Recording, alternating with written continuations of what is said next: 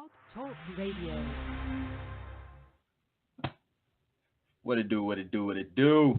It's your boy Sir Smoke the Great, aka Gun Smoke the Go Getter. We live right now with another episode of Sumthin Radio. It's March 31st, 2016. We got the big homegirl, Renee the G, falling through tonight, man. Y'all know how we do it on Sumthin Radio. We provide a platform for all independent artists to get their music heard on a global platform. Y'all know how we do it, man. We live tonight with the homegirl, Renee the G. So y'all keep it locked tonight, man. 917-889-2285. We got a lot of new music, man, coming from overseas. And we got music coming from right here in the city, man. Y'all know how we do it. Hey, we about to get to the meat and bones. I'm about to step to the side. I ain't got nothing else to say. Renee the G, I'm going to let the music speak for itself. Let's go.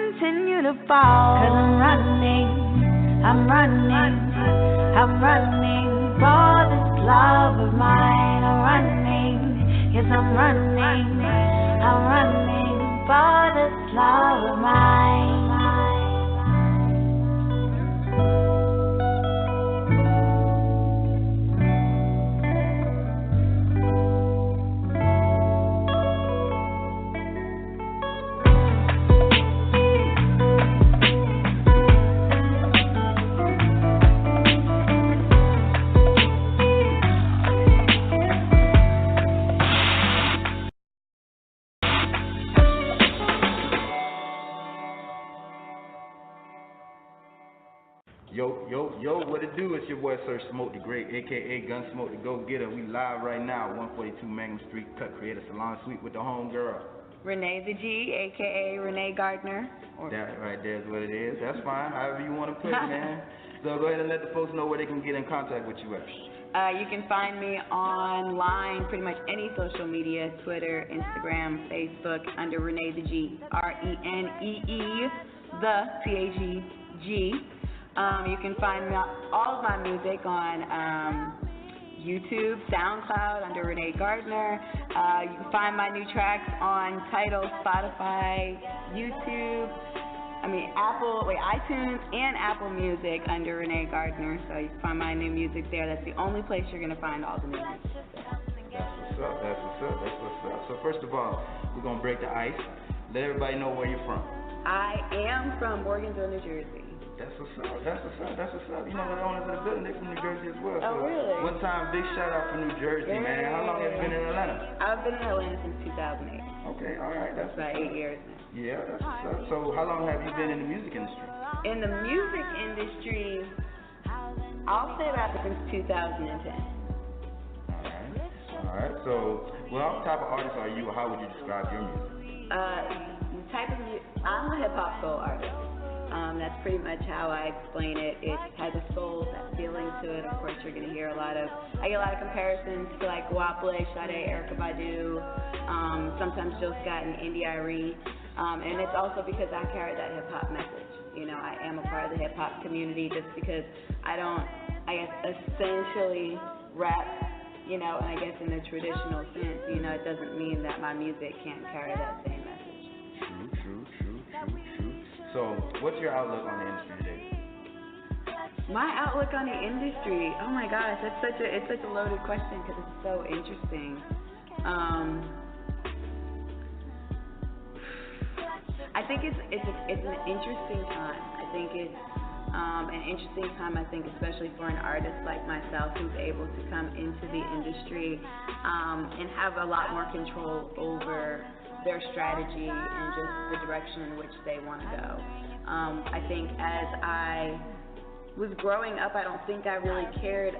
I don't think that being, signed to a label or being like a famous singer or what have you was actually something that you even thought was like essentially possible. And I think just over time, through the rise of the social media and the digital, and just the whole digital branding and everything, and then me moving here to Atlanta and just being able to get into the mix of seeing, different people in the industry, I started to see that I didn't have to just go down the road of like the same model. I didn't have to go there and I have to, you gotta be like Beyonce, you gotta be like Rihanna, or you gotta do this, and once I realized that and was able to build those tools, which I think a lot of other artists have done, before me, especially even Drake around that time, they're able to actually curate their own brand and their own model and actually then make money off of that. So I think it's interesting, I think it's a really interesting time. True that. So, like you were saying earlier, I know you said that, you've been compared to a few artists personally, but what do you feel like are some of the influences that made you want to be in the industry? What are some of the people who, musical influences that made you want to become a part of the industry and take the lane that you're taking? That made me want to be a part of the industry. That's interesting because I've had a lot of different influences. I've always been into music and did chorus when I was younger, and my cousin used to call me Radio Raheem because I knew all the words to like all the songs on, the radio, everything. I always had a song for everything. Still do, but I think really getting into the industry, I think it was two different things, and it really obviously kind of circulating around that time. If you think of me coming to Atlanta, it was like Drake and Nicki Minaj, and you look at it, Drake, I think he did it because he had an image that nobody else, like the current rap scene did not have, and it worked for him, and it didn't isolate him from those people. So that was one of the things. Also, just the combination of the singing and the rapping. Once I was able to see that, and definitely know that it can actually work, that's when I actually felt like, okay, like I can, my sound is definitely prevalent, like I can definitely do this. I say Nicki Minaj, not essentially on the musical aspect of it, but I just think the role she played as a female coming into the industry at that time, you know, and me being another woman. I think being a woman in the industry, and you know, just even talking with other people and and it's sad that it has to be this way, that this one person has to be a representative of what it is, right? But it's kind of like you see that, and I always would look, you know, even like, okay, I was late on Nikki, I was late, but at the same time, you know, it really wasn't, I don't think, my lane. So essentially, of course, I was late. I came when, you know, she's on with Gucci and, you know, Yo Gotti and stuff. But at the same time, I started to always still hear people like still looking for other artists and other females and saying, well, what about something else? Or what about this? And not essentially just, you know, like shaming her or whatever that she's talking about, but just having that balance there. And as much as we talk about the balance in hip hop, the balance is like very severely lacking in the female industry. And we can name people, but no one who has the platform that she was able to have with the support system and the features, and there's no one in that circle who's saying we need to bring someone else in, you know, and at least not publicly. So I think after having this conversation so many times over, because I'm telling you, there's so many female artists that I still support, and you hear something or you see somebody online and you see there's a female in the box, and you click and you're excited and you want to hear and you're ready, and I felt like I was always, like, you know, it's like I was looking for something, but it's like, no, you're looking, and what somebody told me is kind of like what you're looking for someone else to do, you're already doing it. Like, you're the one that has to do it. So you're looking for all these other people to put out what you want them to put out, but it's like that you're the person that's supposed to do it. And, you know, that was really, you know, definitely a moment where, you know, I realized, like, okay, it's time to, time to do it. So with that being said, what are some of the biggest obstacles that you face, you know, in regards to being in this industry right now?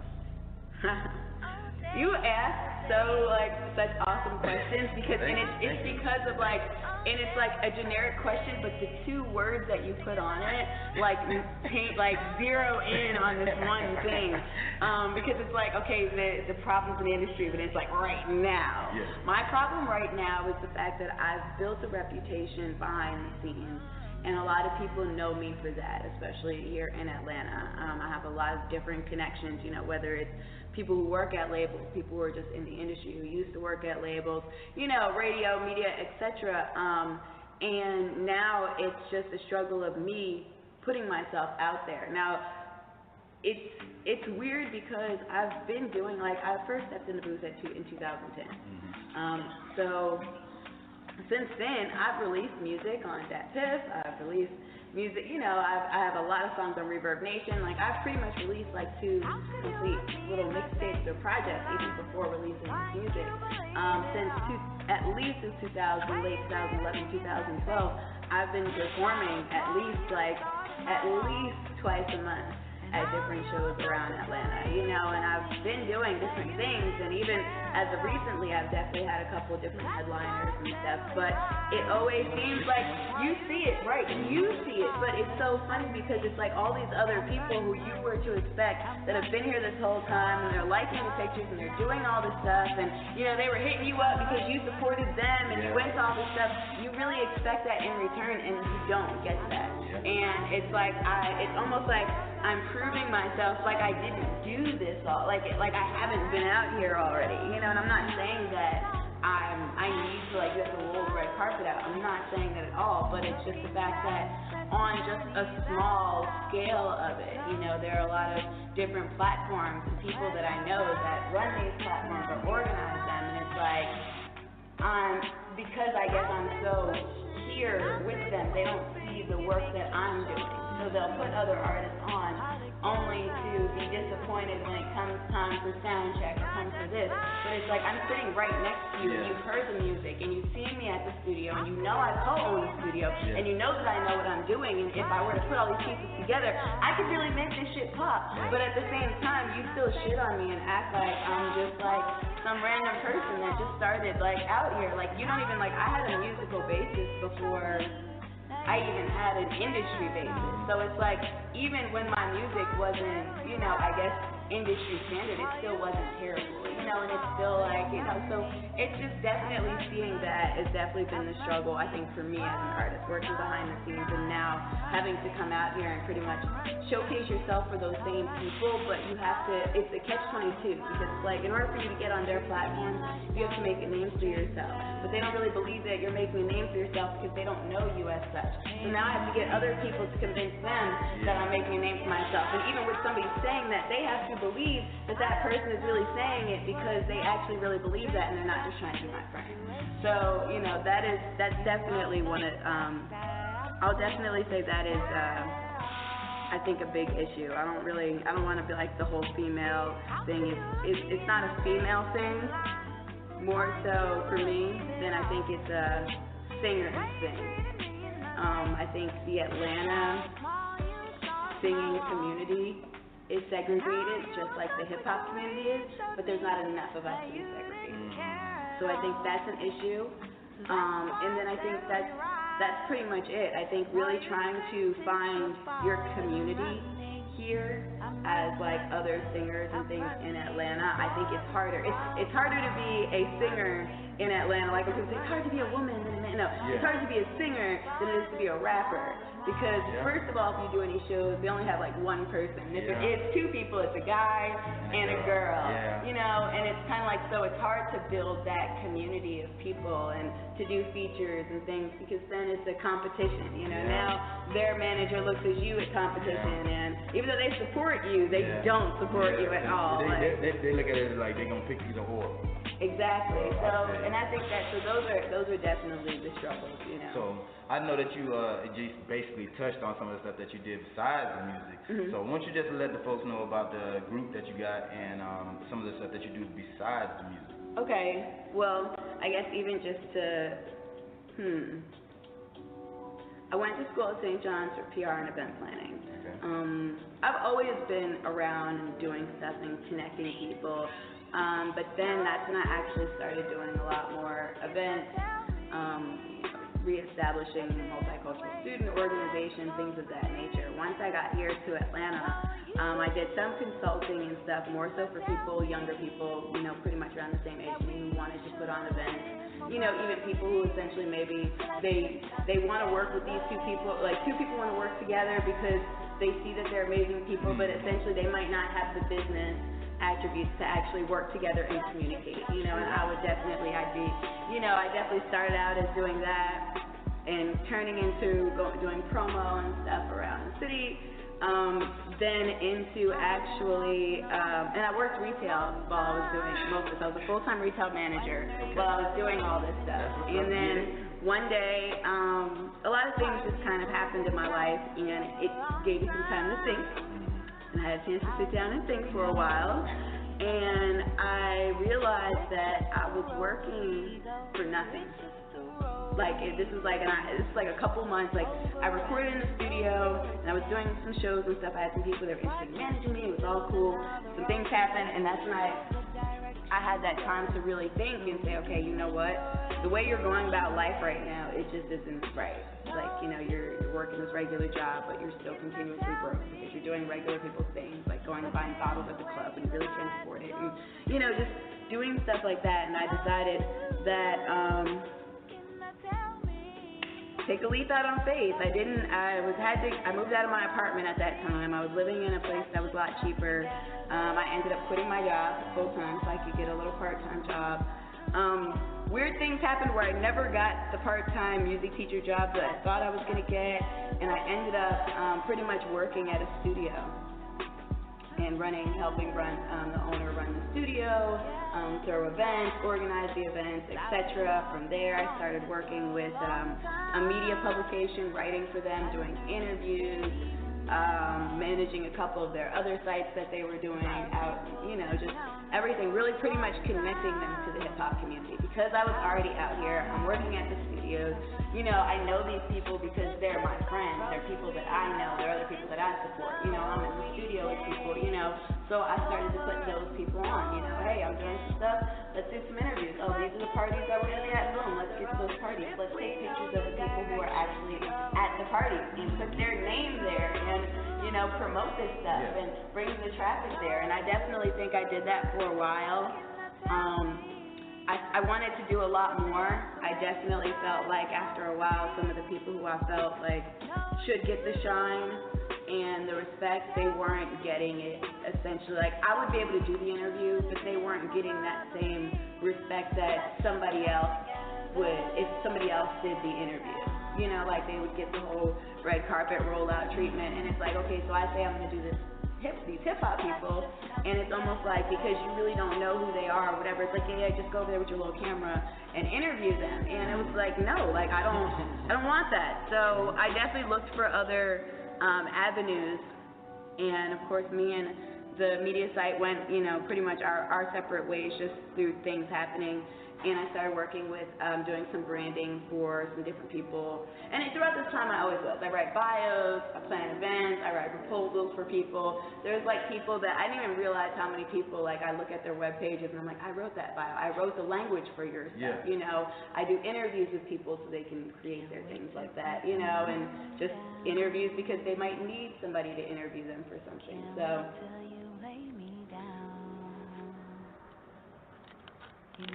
So yeah, I've just always been doing, you know, just interviews and helping people build their brand. You know, I started doing some workshops, just with different people that, you know, just workshops helping bloggers find their voice. You know, it's just different things. Like I said, I was working with the agency and not even just helping the people that they represented, but even helping the business owner and just getting his things on track and actually being able, because the person I was working with, he just kept worrying about all these little things and other people's social media accounts and this, that, and the third. And it's like, you can't focus on that stuff when you have to worry about the infrastructure of your company. You know, and it's just different things like that, but it's hard in this day and age as entrepreneurs and as indie artists to actually build a business by yourself, or build it to the point where somebody, when they say build it, they will come and your help will come, okay? But you have to build it up and convince people to get there. So that's just pretty much what I do. I help people, you know, just build up their brand. And, you know, and it's not even just to tell you what to do. It's like, no, this is what we're going to do. This is what I can do for you. You know, a lot of people, they say, like, I do consultations, but I don't write bios, and I don't do this, and I don't know how to do this, and I don't do that, and I'm going to get somebody to do this. Like, I'm going to come with you, I'm going to write the press release, I'm writing the bio. I went with my friend, you know, we took the camera down to South by Southwest, we're editing videos, we're doing Instagram stuff, like, we're doing it all, like, and that's the same, just how we met, you know, I was working with an artist, and, you know, we're going to do that stuff. We were taking him on a New York press run, you know, it's just everything that needs to be done. That's just pretty much what I just want to help with. And anybody, I've always been, whether I was getting, first I started doing it as volunteer for free, and then I actually started getting paid for it, you know, but that's just it, like, I am hip-hop, I'm part of the hip-hop community, so, you know, I give back. I also started an event called the Hip Hop Town Hall. Once a month at the Omen Agency, we get a lot of different music industry, media people there. When's the next one? And we talk about the different things. Now, with me, going on since 2014, I just noticed after about a year and a half, that our numbers were dwindling. And it wasn't that people weren't interested. I think we just found our core of who really cared about the community and what was going on. And I wanted to expand on that.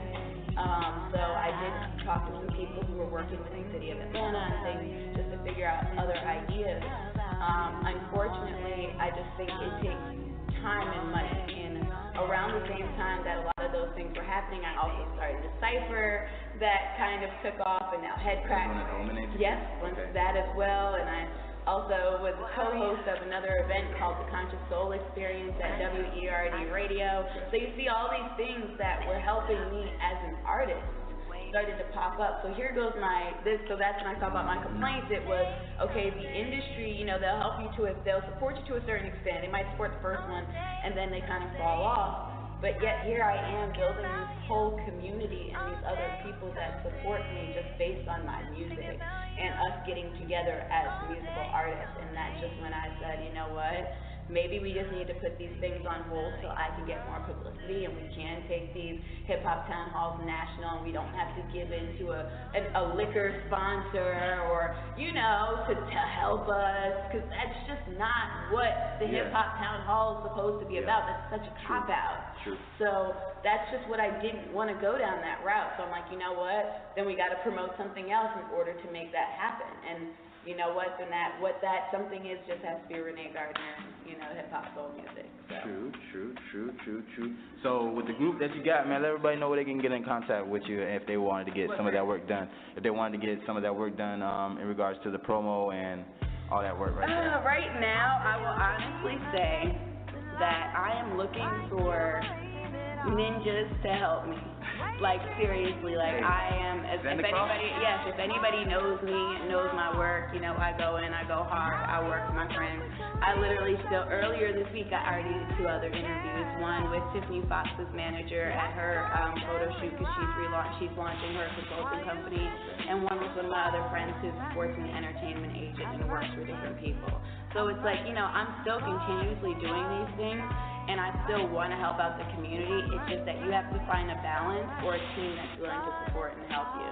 So just at the moment, if you are a social media maven, if you want to learn about PR, if you want to get into the industry, and you do video work, you do editing, you just type, you want to do databases, you'll send out emails, whatever it is, definitely just hit me up, Renee Gardner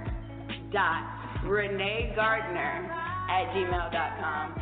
Just send me an email. Even the same, if you do even feel like, hey, I need some help, you can still send me an email as well, reneegardner.@gmail.com.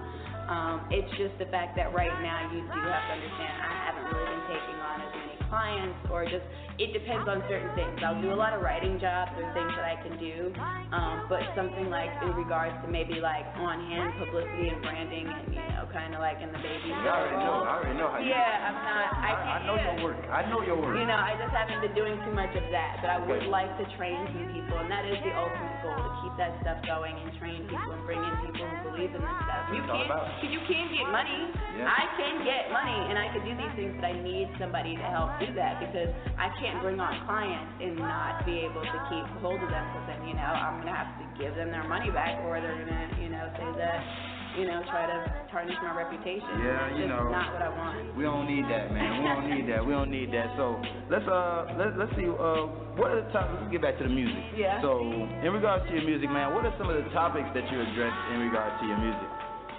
Well, of course every girl talks about love of some type of nature or sort. I think as I was coming into it, it was a lot of heartbrokenness. I think it's more a little bit of love now. Yeah. My pain, where it really comes in, where I'm like, what about this song and that song? That sounds like you're talking about someone. It's usually about work, and it's about the industry. I do have a lot of stuff, some music that I definitely do talk about. I have a song called on my last project. It was called Civil, and I was just like, first you're around here jocking me, didn't know you were knocking me for doing my best while they clocking me, and ain't nobody around here stopping me. I can't live my life without, for you, so tell me which side do I choose. Acting like that, you're bound to lose, and your gangster games are old news, because it's like, you have these issues with people at work, and you have that music, and that's what I'm living. Like, I don't have relationship problems, I got work problems. Yeah. You're stopping me from doing what I gotta do. I'm trying to shine right now, I'm trying to get the job done, and you're over here messing me up. So that's definitely work. And then, of course, I vibe, I relax, I like to enter the cipher, I like to, so I definitely enjoy some herbal relaxation, and I like to create music that is definitely smooth and, soulful, and that, will help you sit back and relax after a long day, or, my friend says he listens to my music like 4 in the morning when he's like thinking and stuff, so. Hey, that's a good thing, man. So what would you say, besides your partner telling you that he listened to your music at 4 in the morning, what are some of the most memorable moments that you've had in this industry so far, man? I know it probably a lot. Oh my God, this is gonna sound so funny. Okay, hold on, I'm gonna say it. Alright, I was in LA for my first time for 2 weeks. Okay. It was the most amazing week ever. I guess I'm going like little to big. Not little to big because no disrespect to anybody, but it's like to the outside looking. Yeah. I definitely got a chance to hang out with two important women that are in the industry that I definitely look up to and admire greatly. And, you know, of course, when I get my things aligned, I definitely want them to help me as well. Shanti Dawes, who's the hip-hop professional. She's written a lot of books and on tour as well. And, you know, she's got a lot of great things going on. And Molly Hunter, the general manager of Tree Sound. She's got cooking shows. I mean, she's working with everybody, you know, and Tree Sound, you know, is the thing. So I got a chance to hang out with them, but it was on like a personal. It wasn't even like just a, hey, we're out at a party type thing. And I got the party, but it was like literally sitting down, hanging out by the pool, or, you know, you went to a brunch, you know, and it was just like so great. You know, I was just grateful just to even have that moment because you know that these women are busy, and the fact that they actually thought to, you know, like, you know, invite me or, you know, even accept, you know, say, hey, you should come out. Yeah. That's awesome. Now on the bigger side of that, one of my inspirations is Stevie Wonder. I ended up meeting Stevie Wonder's daughter through one of my friends, and we sat and we listened to music the whole, like, this was like the day after I hung out with Shanti, like, we listened to music, like, the entire, like, my music, the entire night, like, for the most part, and, like, we talked about it, and she loved it, and she wanted to support me. Now, so that was definitely major, and I met her mom and stuff, and, like, we hung out, so that was really cool. And now, on top of that, I went to Solange's dinner. St. Heron did a dinner in LA. And I know it's going to sound real groupie and like real cheesy right now, right? Nah, don't worry about it. No, so I go to this dinner, and of course, you know, Solange is amazing. But, you know, I ended up meeting a lot of other people. It was great. And as the dinner, as you know, ending and stuff, I look up. And, you know, Solange, you know, when you see people and, like, you're kind of looking, so you go, hey, how you doing, you know? So, you know, she did that, so that was cool. Yeah. But as I look up, Beyonce walks by, and she looks at me, and smiles, and I know it was me because I turned around and I looked, and nobody else knew that she was there. And then when the girl that was next to me, I go, I don't know you like that, but that's Beyonce. That's Beyonce. She smiled at me. She smiled, and nobody else even knew. Like, that's how, and I guess after a while, then somebody else, like, she was sitting there, like, randomly talking, like, not Julius pushing her out the way or get away from her, like, just walking past one of the dudes, like, the table, just like it was nothing. And I'm like, and you know, it's so funny because I guess I'm excited because I live in Atlanta, East Coast. I mean, what's funny is we see people all the time. Yeah. And until it's a person that you really admire. It's like, okay, yeah. You know, hey, what is that? Then it's like, next thing you know, it's like I'm on the West Coast. Everyone's like, oh, you know, Solange does stuff like this all the time. I'm like, look, I don't care.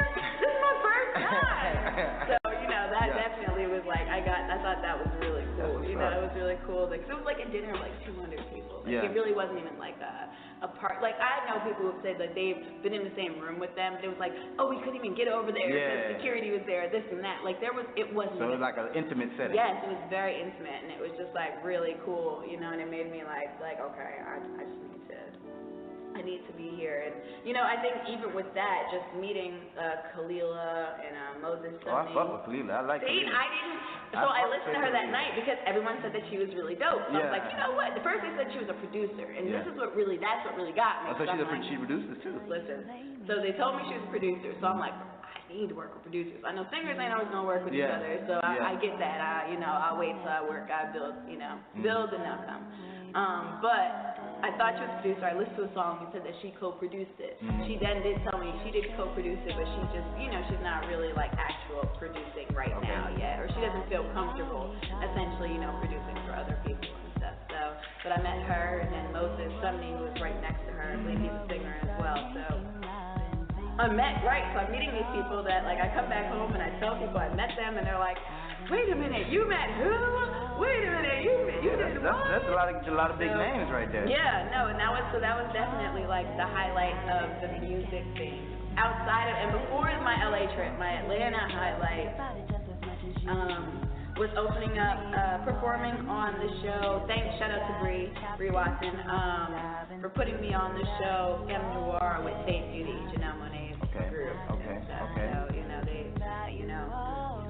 that was just pretty. That was things, cool. man. It was only it was like 4 women total. Yeah. On the actual show. So ain't nothing wrong with it, man. That's big thing. And Renee was there actually. Oh yeah, that's good, man. I fuck with Renee too. I listen to all that. Yeah, when you say Khalil, I was like, oh yeah, I fuck with that. So now I gotta a question to ask you, man. If you could do a song with anybody, who would it be? Oh my God. That's my feet, y'all. Dang, just one person though. That's so hard though. Oh, you can't do that to me. Name the first 3 that come to your head. Stevie Wonder, Kanye West, and Drake. Woo, that's a nice list right there, boy. That's a hell of a nice list. I love Erykah Badu. See, I'm fucking up. See, you. So we gonna go with 4. We gonna go with 4. I got a top 10. I need India.Arie, Jill Scott, Jay-Z. Hey, if you can get them all, we believe strongly in Digital. Speak it into existence. Speak it into existence. So, how do you feel like music affects you in the world around you?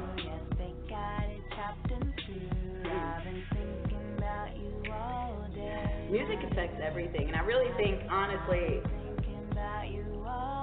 where we are right now, we have to be more conscious about, I think, the music that we put out. I'm not saying that everything I put out has to be like super wholly 100% conscious, but we have to be aware of the energy that we're putting out there and the vibes that we're putting out there, and even just us as the hip hop community, which derives from the African American community, which derives from the African culture, things of that nature. We have to just be mindful of those things, and that's our legacy. And I think that right now there's a lot of our music is being dictated by money, and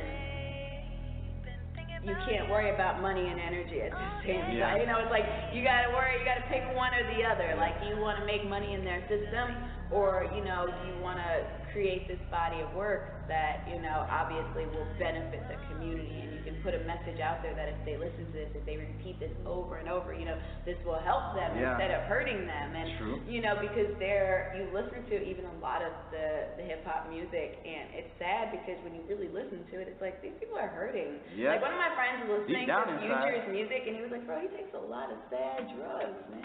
And even if he takes a tenth of what he's talking about, he's still taking a lot of sad drugs. I mean, and all you of the drugs think about what's going on, and then that's when you start. I play psychologist, and then he's like, well, what's going on in his life, and what's about this, and what's about that, and that's one thing that we have to get back to realizing. When we talk about hip hop first, it was talking about what was going on in the streets, but it's also a way to uplift us, and just also to be real about it. And right now, it's almost like we're talking about the real, but we're making it so bad that it's really not real. Or now we're making it real, rather, with the words that we're saying, because now it's starting to play out. Somebody's saying it, somebody's doing it now, because now you're saying it. It's been said so many times that now you can realize it, you can see it. And it's so important. So that's why I definitely, I just always try to keep that in mind just with my music and stuff, just because it's so impactful. And I remember looking at, and I don't even watch reality shows like that, but I remember watching Real Housewives of Atlanta, and Nene and a couple of people were in Africa. And they were with these little kids, and they said, well, what do you know about America or something? They said, R&B. And they were dancing, and it was just like, when they said that, it was like, bro, like, do you see what's out? Do you see what's out here? And the fact of the R&B that they're talking about is not this new age R&B either. And it talks about love, and we had some things that they talked about, but it was just the overall feeling of it, and I just think that that's just it. Like, it's just so important for, I think, that all of us, and I think artists, and just even as listeners and as consumers, they have to be mindful of what's going on, and just be mindful that even, the radio, the politics of it. It's like, I see everything like on the behind, so they're like, people are like, oh man, want, God, this, that, and the third, and everyone's playing their song, and this, that, and the third. I'm like, yeah, but you didn't realize I'm signed to a label, and they got this, and you know who runs that label, this person and that person, you know they already have the hookups from this, that, and the third, you know they used to find this person, that, you know, and I start doing this, and everyone's like, whoa, it's like, yeah, so we have to, so it's like, is that person really popular, or are they pushing that energy out there, you know, and is that, you know, and that's the type of energy that they want. And then aside from the music, then they talk about this person's lifestyle and what they're doing, but now they're making it cool that this person lives like this and is doing all this stuff, when you heard in this person's song that they can't even leave, they can't even enjoy their success because they're too busy bombarded by this BS. And it's like, so one of the, you know, you see a lot, you hear a lot of this stuff, and it's like, that's sad. Can someone get this guy some help? And can we get somebody else that can give us some positive energy? Like, I need a little positive energy right now, and Kendrick is not going to, can't do it all.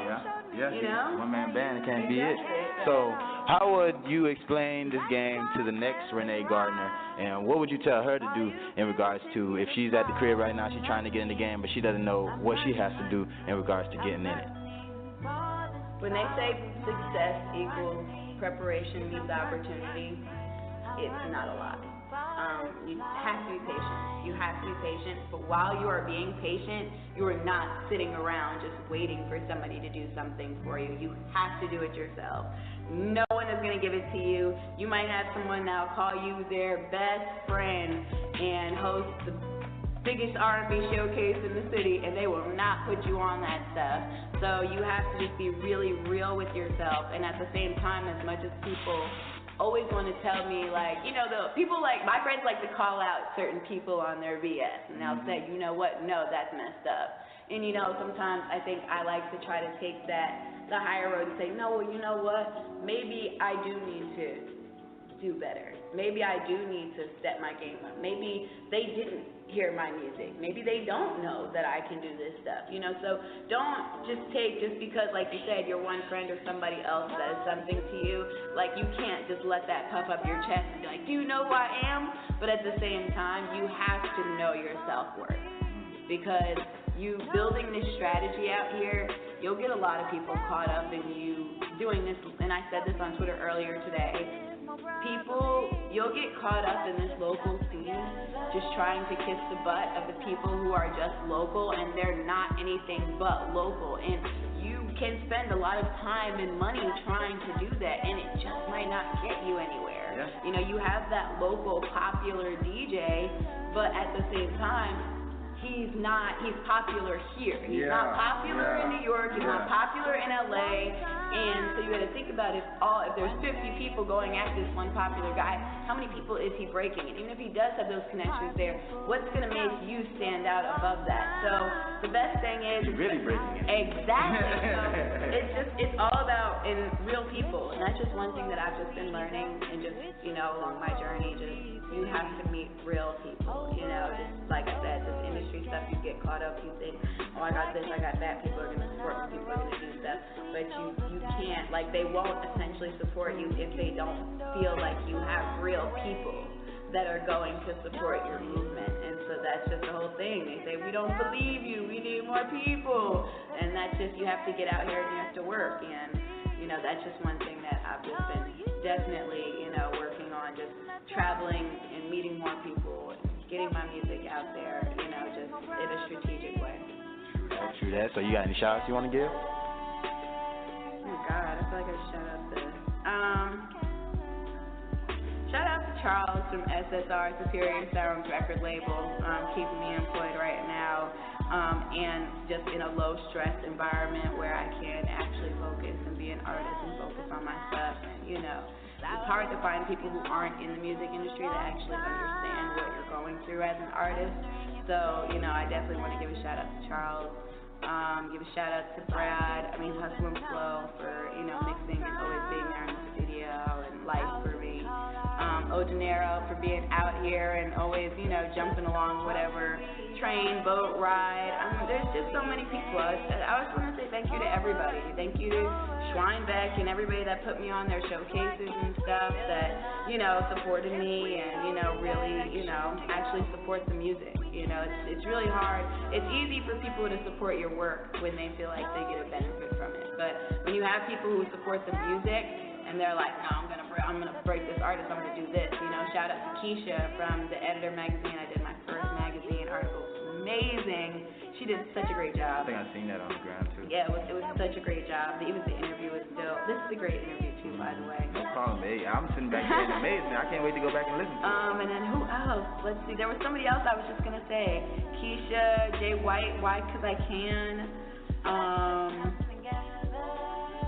Yeah, just everybody that supported. You know, everybody that supported me. Black Mailman Agency. You know, for letting me come in. And the Third Shift Generation Band, that's who I was going to say. They're my first band ever. They were like, they came to me. Like, you know, and write shit down. I got to tell everybody this. Write stuff down. Write stuff down. I did not look for this band. I said I needed a band. My friend, and that's why my homeboy, he's like amazing because when I'm like a strategy type person, he's like, I'm going out there. Like, I'm like, nah, I'm going to wait 20 minutes. Yeah. He's like, no, I'm going out there. I'm out of here. So he said it when I was like, man, we need a band. He's like, we're going to find a band. I'm going to get a band. And next thing you know, he got some people. And, you know, some people fall off, some people add on. And, you know, one of the guys, I remember Calvin, who's the trumpet player in the band, he was just like, can we be your band? And it was like, yes, like, of course, that'd be awesome. So, yeah, shout out to Nate, who's been holding down the band. They've, you know, we have one of our guys who plays on a cruise line. Like, they're very, you know, very talented. We want to see them. We're going to see them live. Yeah, we will definitely see them live. Definitely see them live. We're going to check them out. I'll be, I have performed, now that you guys will be hearing this, at Department Store every Monday.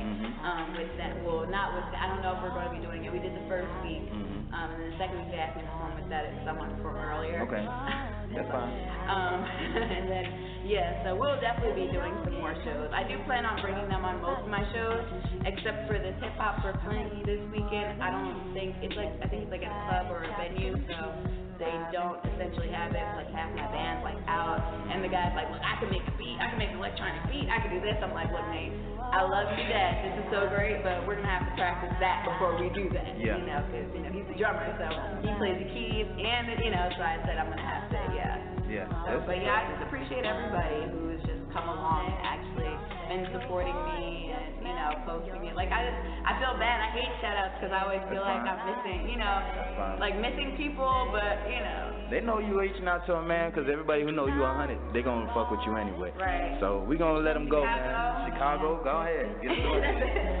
All right, we logging off, man. Smoke Some Radio, man. It's your boy Sir Smoke the Great. I'm feeling you like I'm wearing a fur coat outside in the middle of the summer, baby.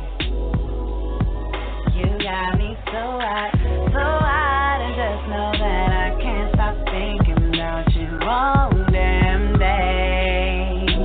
Baby, I've been thinking about you all day. I've been thinking about you all day. I've been thinking, baby, don't get confused. Girls think about it just as much as you do, or maybe more than you. Yes, they got it chopped and screwed. I've been thinking about you all day. I've been thinking about you all day. I've been thinking all night.